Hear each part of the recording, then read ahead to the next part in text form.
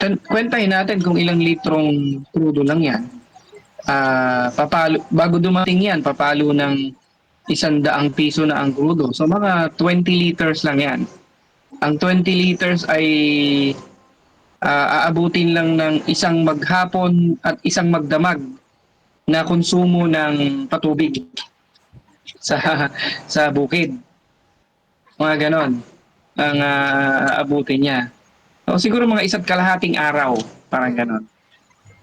Malaking bagay na rin, makakatulong din, 2,300 peso. Maraming salamat sa ating pamalaan. Samantalang mga tricycle driver, 5,000 yata ang pinamigay. Mm. Ano? Samantalang yung nagpapakain sa sa masang Pilipino, 2,000 lang ang ibinigay na subsidiya. Mm. Good luck.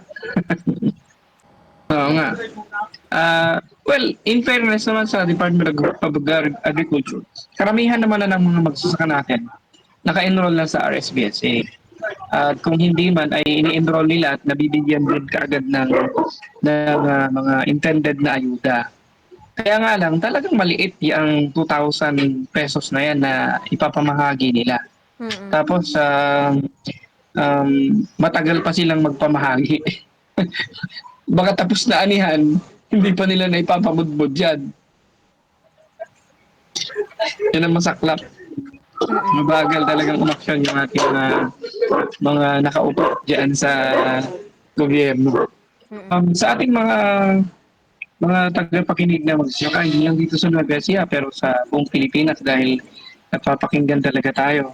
Um, Samahan na lang po natin talaga ng panalangin dahil naubos na sa flood control yung pondo ng bayan at uh,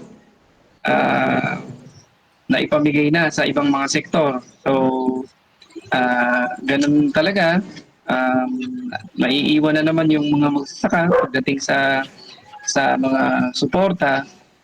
Mayawan Diyos, aani naman po siguro tayo ng maayos.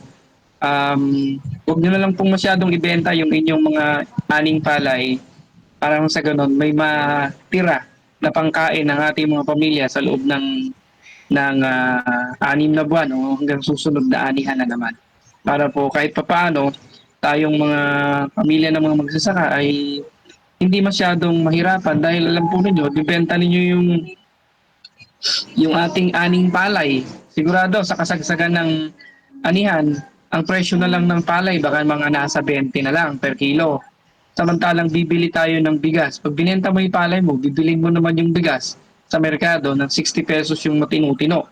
Kaya gano'n, huwag niyong ibenta lahat ng inyong aning palay.